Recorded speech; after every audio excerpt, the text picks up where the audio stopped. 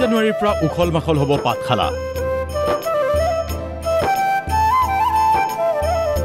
ভট্টদেৱ ক্ষেত্ৰত প্ৰাণৱন্ত হ'ব অসমীয়াৰ আৱেগ।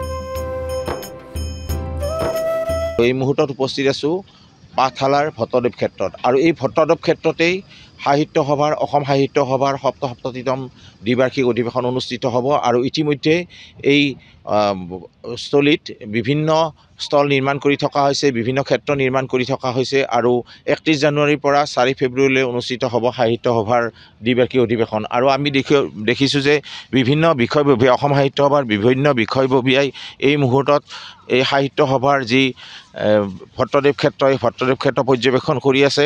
আমি দেখুৱাইছোঁ এই পতাকা উত্তোলন থলী, ইয়াতে পতাকা উত্তোলন কৰা হ'ব। পাঠশালাত অসম সাহিত্য সভাৰ সপ্তসপ্ততিতম অধিৱেশন 31 জানুৱাৰীৰ পৰা 4 ফেব্ৰুৱাৰীলৈ 5 দিনীয়া কাৰ্যসূচীৰে অনুষ্ঠিত হ'বলগীয়া অসম সাহিত্য সভাৰ পাঠশালা অধিৱেশনক লৈ এয়া এক প্ৰাণৱন্ত পৰিৱেশ। উৎসাহৰ অন্ত নাই পাঠশালাৰ এই ভট্টদেৱ ক্ষেত্ৰত। এই মুহূৰ্তত মই উপস্থিত আছোঁ ভট্টদেৱ ক্ষেত্ৰৰ যি ঠাইত অসম সাহিত্য সভাৰ মূল মঞ্চ হ'ব, মূল মঞ্চ স্থাপন কৰা হ'ব। আৰু ইতিমধ্যে দেখিছে যে মূল মঞ্চৰ কাম চলি আছে, যে এই মূল মঞ্চৰ কামত ইতিমধ্যে বিভিন্ন পাৰ্টীয়ে কাম কৰিছে।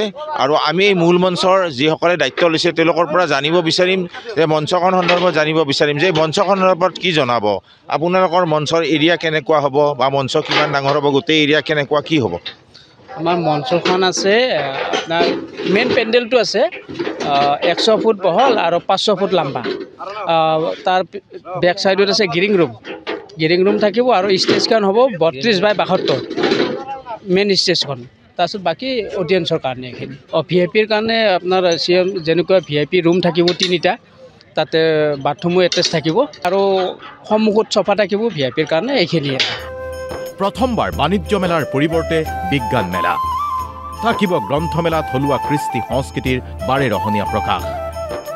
আৰু তাৰেই প্ৰস্তুতি পৰ্বৰ মাজত পাঠশালা বজালিবাসী ব্যস্ত এতিয়া ভট্টদেৱ ক্ষেত্ৰত।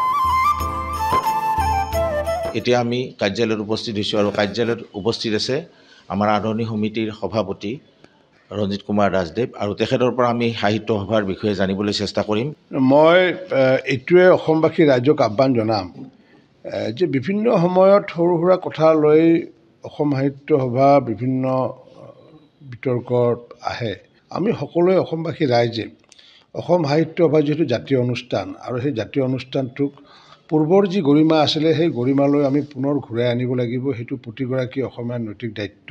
আমি বিজ্ঞান মেলাৰ আয়োজন কৰিছোঁ, য'ত নেকি 22টা প্ৰতিষ্ঠান, আমাৰ যি প্ৰতিৰক্ষা মন্ত্ৰালয়, পেট্ৰলিয়াম মন্ত্ৰালয়, আমাৰ shipping, ISRO, national science centre, regional science centre, IIT Guwahati, Tezpur ইউনিভাৰ্চিটিকে আদি কৰি প্ৰায় আৰ্যভট্ট বিজ্ঞান কেন্দ্ৰ, ছায়েন্স ছ'চাইটি, প্ৰায় এনেকুৱা 22টা প্ৰতিষ্ঠান আমাৰ সমগ্ৰ ভাৰতবৰ্ষৰ পৰা আহি অংশগ্ৰহণ কৰিব। সকলোকে আদৰিবলৈ সাজু আদৰণি সমিতিৰ সভাপতি ৰঞ্জিত দাসৰ নেতৃত্বত ৰাজ্যৰ বিভিন্ন প্ৰান্তৰ সাহিত্য অনুৰাগীক আদৰিবলৈ সাজু হৈছে পাঠশালাবাসী। আদৰণি সমিতিয়ে দিনে নিশাই কৰিছে ব্যাপক প্ৰস্তুতি। প্ৰায় শতাধিক উপসমিতি গঠন কৰি সাহিত্য সভাৰ অধিৱেশনক সাফল্যমণ্ডিত কৰাৰ প্ৰয়াস আৰু প্ৰস্তুতি চলিছে এতিয়া পাঠশালাৰ ভট্টদেৱ ক্ষেত্ৰত। উপস্থিত হৈছে অসম সাহিত্য সভাৰ বৰ্তমানৰ সভাপতি সূৰ্য হাজৰিকা। অসম সাহিত্য সভাৰ পাঠশালা অধিৱেশনৰ যি অগ্ৰগতি হৈছে তাকে বুজবাজ ল'বৰ কাৰণে আমি আজি গুৱাহাটীৰ পৰা কেইবাজনো সদস্য আহিছোঁ, আৰু ইতিমধ্যে ইয়াত যিখিনি প্ৰস্তুতি আৰম্ভ হৈছে সেইখিনি দেখা পাইছোঁ। আশা কৰিছোঁ অতি সুন্দৰভাৱে ইয়াত উদযাপন হ'ব, আৰু যিখিনি খুঁটি নাটি আছে আমি আজি আলোচনা কৰিম ইয়াৰ যিখন আদৰণি সমিতিৰ লগত।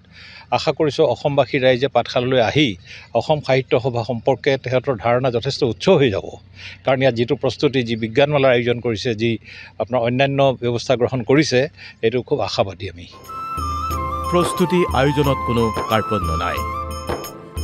যিকোনো কাৰণ বা পৰিস্থিতিতেই সাহিত্য অনুৰাগীয়ে যাতে এক সাহিত্যৰ পৰিৱেশ পায়, তাৰ বাবে কবি সন্মিলন, বাতৰ কবিতা আদি বিভিন্ন সাহিত্যৰ অনুষ্ঠানৰ আয়োজন কৰিছে আদৰণি সমিতিয়ে, আৰু যাৰ বাবে পাঠশালাৰ অধিৱেশন হ'ব এইবাৰ অসম সাহিত্য সভাৰ সকলো অধিৱেশনতকৈ ব্যতিক্ৰম আৰু পৃথক।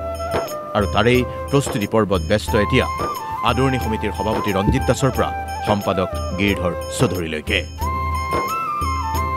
বজালিৰ পৰা প্ৰণৱ কুমাৰ গোস্বামীৰ ৰিপৰ্ট DY 365।